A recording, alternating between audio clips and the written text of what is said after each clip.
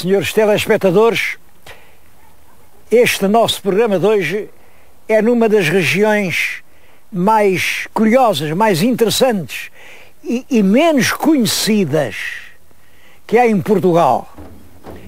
Estamos aqui em terras gaianas, perto da fronteira espanhola, no sul da Beira Baixa, no concelho de Idanha. Ele chama-se de Idanha a Nova. Eu preciso chamar-lhe da Idanha porque isto é da Nova, da Velha, das outras todas. Isto é uma terra prodigiosa, como um verdadeiro álbum de história e de paisagem. Estou-lhes agora a falar aqui na vila de Idanha a Nova, que vem atrás de mim. É um alto num castelo feito aqui pelos Templários. Como sabem, os Templários são uma ordem de cavaleiros guerreiros, criados logo depois da Primeira Cruzada, em Jerusalém, mas que rapidamente se alargaram, se estabeleceram na Europa. Este castelo aqui sabe-se que é construído pelo Gualdim Pais, construiu muitos castelos e faz parte de uma linha de castelos de defesa da fronteira. É este de Idanha Nova, depois é o de Idanha Velha, depois é o de Monsanto, o castelo antiquíssimo, que já tinha sido castelo romano, então hoje lá se pode ver isso tudo. Depois o de Penha Garcia, também muito interessante, depois o de Salvaterra do Extremo, depois o de Segura, uma linha de castelos, tudo isto povoado de guerreiros templários. Eu sei que aqui na terra há um certo orgulho em dizer que este é o concelho do país que tem o maior número de fortalezas templárias. É verdade, isso historicamente é muito interessante, mesmo arqueologicamente pode ter interesse turístico. Agora, devo dizer que a terra não ganhou nada com isso, porque as ordens monástico-militares, onde quer que se instalaram, atrasaram o desenvolvimento social das populações. Estas terras não vendiam solos, emprazavam-nos, davam-nos a prazo, a colonos. Portanto, os colonos não iam investir. Por isso, nestas terras não há nem grandes igrejas paroquiais, nem grandes obras, não. Predomina aqui a grande superfície, pouca ocupação paroquial e, portanto, o desenvolvimento social e a vida humana andou muito mais devagar do que nas outras regiões do país. De qualquer maneira, a região aqui é extremamente interessante por todas as razões. Pela paisagem, que é muito bonita, pelos costumes, que são extraordinários, pela culinária, que é saborosa como em poucos outros pontos do país, até por esta gente. O melhor ouro que aqui há é esta gente, estes egitanos, eu continuo a chamar-lhes egitanos, porque era o nome que lhe davam no tempo dos visigodos. Estes egitanos eram uma tribo, talvez céltica, não sei, mas que deram um tipo de homem trabalhador, extremamente honesto, seguro de si próprio, que ainda hoje se nota. Esta gente daqui é gente que vale ouro. Nós vamos dar uma volta pelo concelho e vou começar por um sítio sagrado e religioso, que é Santa Maria do Almortão.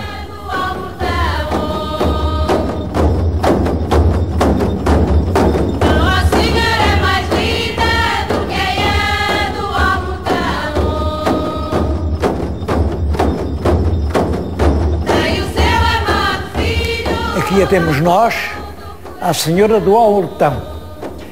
Este culto da Senhora do Almortão é dos mais antigos que há em Portugal.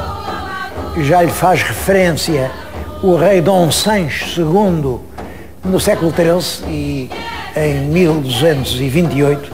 É estranho, mas esta ermida fica aqui situada num deserto. Aqui não há aldeia, não há lugar, não há fonte, não há nada. Aqui é serranias completamente desertas. Como é que aqui num sítio assim, destes, não tem nada, as terras mais perto ficam a quilómetros, mas a muitos quilómetros. Vai aqui aparecer isto. Agora é deserto, mas já houve tempo em que não foi. Há tempos, andava a fazer umas obras e apareceu uma lápide romana com uma inscrição a um Deus nativo, um Deus indígena, portanto um Deus de antes da vinda dos romanos, que era o Deus Igaedos. Igaedos é a palavra que vem a dar Igeditanos, é a palavra que vem a dar Egitânia. Era um Deus em que aqui se acreditava. O Deus passou, a devoção ficou, e hoje, no mesmo lugar, levanta-se este santuário a uma senhora cujo culto, vou ler algumas das cantigas, porque isto é uma grande romaria, a maior romaria que há aqui. Uma das cantigas diz isto: Senhora do Almortão, onde tendes a morada? Nas campanhas da Idanha, numa casa caliada. Reparem, uma casa caliada. Caliada quer dizer caiada. Mas este L, entre duas vogais, cali, o A e o I, este L intervocálico, caiu na nossa língua.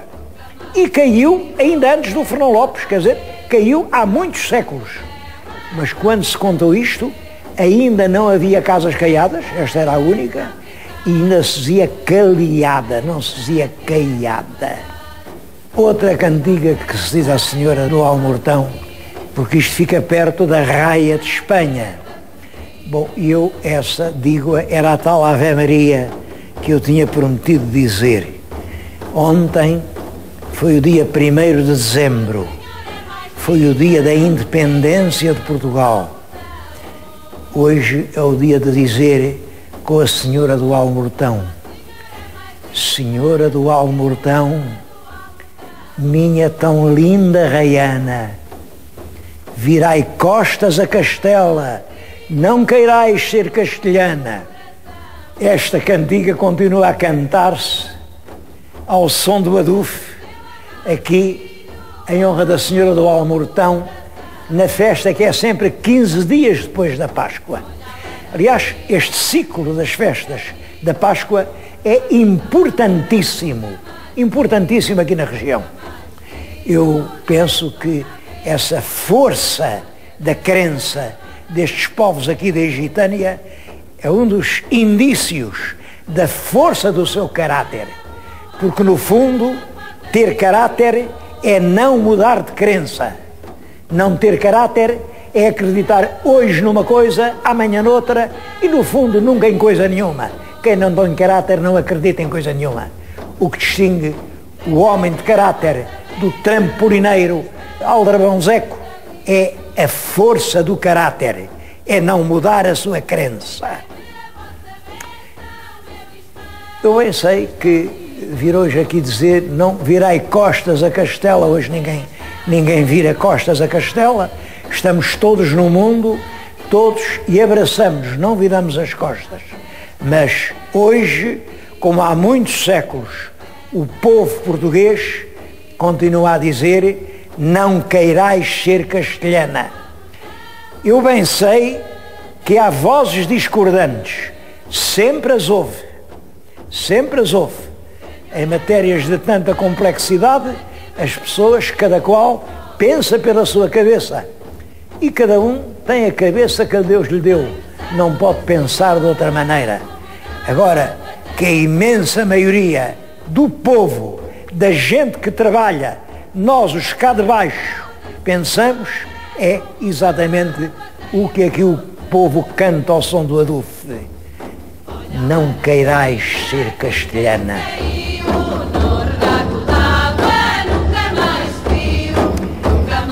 A vila onde estávamos tem o nome de Idanha a Nova.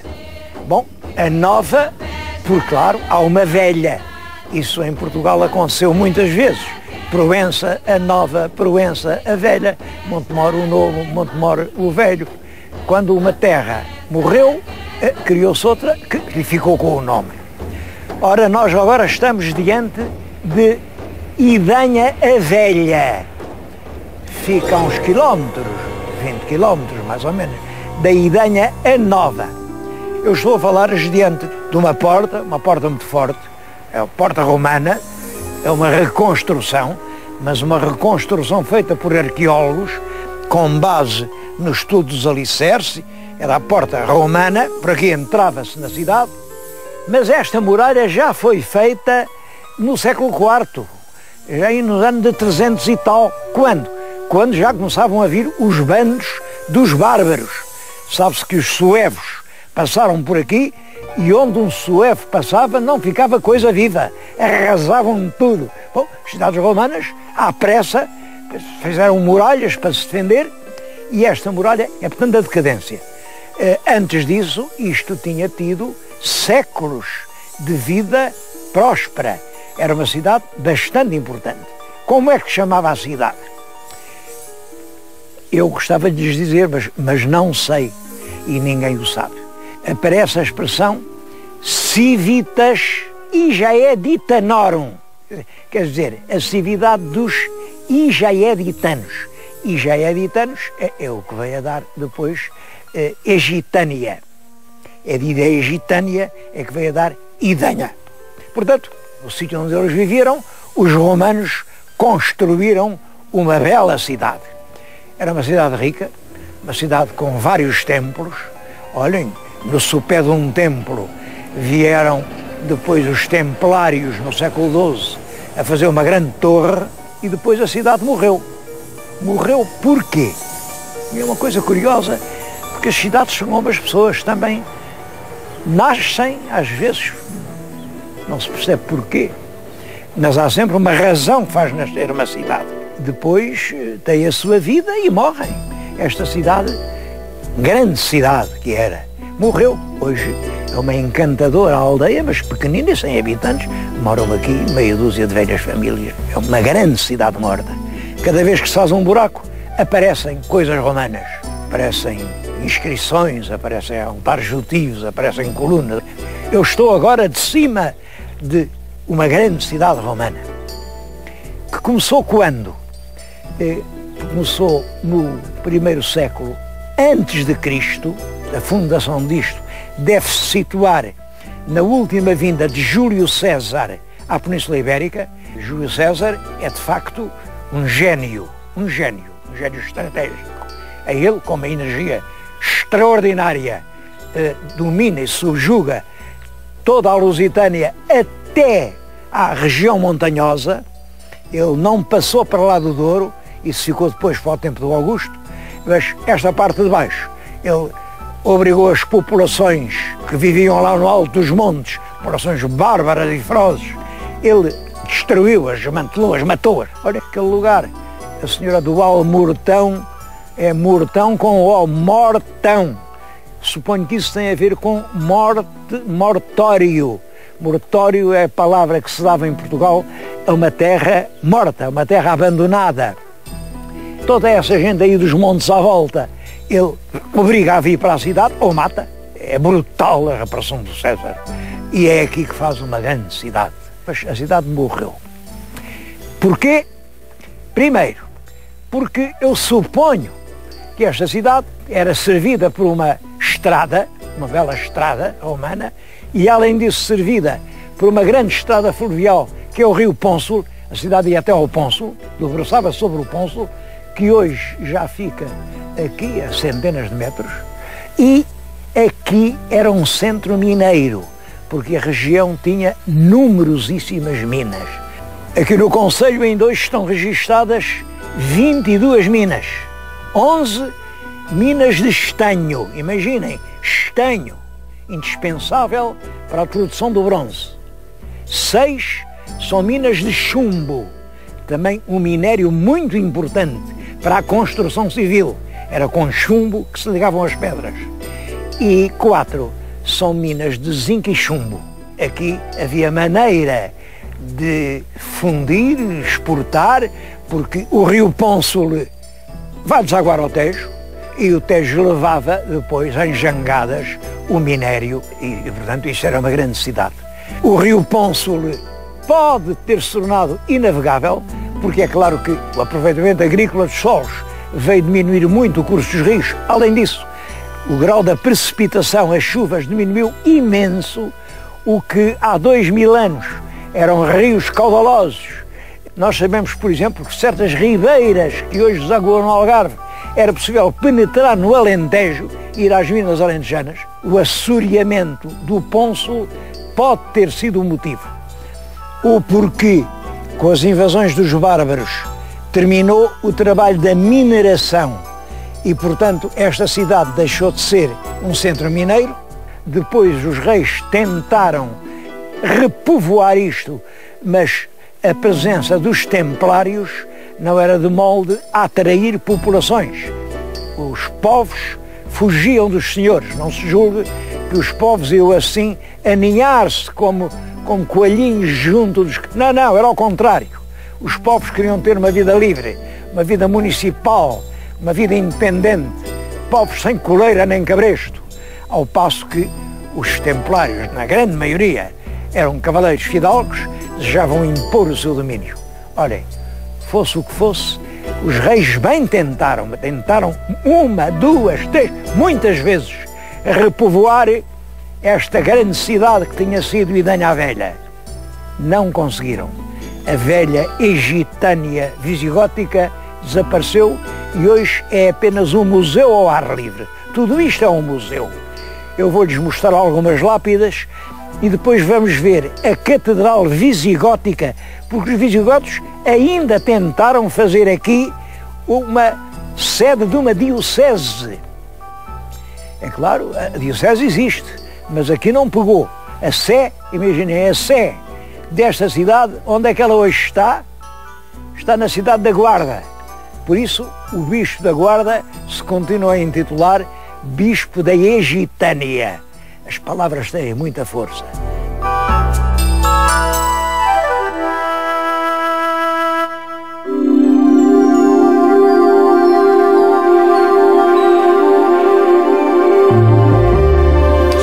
As lápides romanas que têm sido encontradas nas escavações estão agora reunidas aqui neste edifício. Isto é uma espécie de depósito. É moderno, ainda estão a acabá-lo. Pode-se dizer que é científico, não é assim muito turístico. Estão aqui as pedras. Bom, esta, por exemplo, está junto de mim. O que é isto? Bom, isto é uma pedra que dois bons filhos, que se chamavam, um era Flaco e outro era Longino, e mandaram fazer isto em memória dos seus pais. Os seus pais, o pai era o Vírio e a mãe era a Súnua. E depois termina que a terra lhes seja leve. No sítio onde enterraram esta memória dos pais.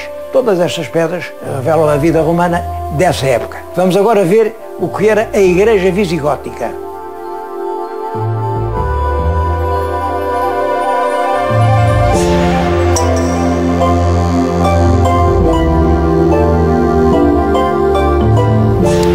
Esta era a sé da Diocese da Egitânia. Foi construída, portanto, pelos visigodos no século V ou VI. Claro, quando vieram os árabes, acabou aqui o culto cristão. Os bispos aqui da Egitânia passaram a viver em Penamacor. Isto não voltou a ser uma sede de culto, embora se tivesse tentado muitas vezes. Aquela porta que vem além foi aberta no tempo do rei Dom Manuel. Ainda lá tem a esfera armilar e a cruz de Cristo. Isto no século XVI. Mas a terra tinha morrido, tinha perdido a sua razão de ser e não ressuscitou.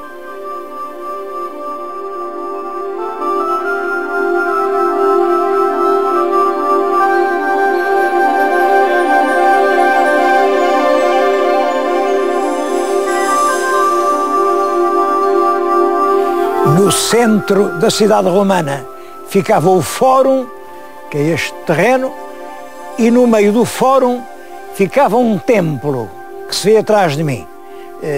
O aparelho romano, isto é a base do templo. Em cima desse templo, os templários construíram, no século XIII, tem lá a data, 1245, construíram um edifício muito forte. Pode ser uma torre, pode ser um paço, servia de residência aqui aos senhores da região. Bom, tudo isso está agora a ser outra vez escavado e é posto em relevo.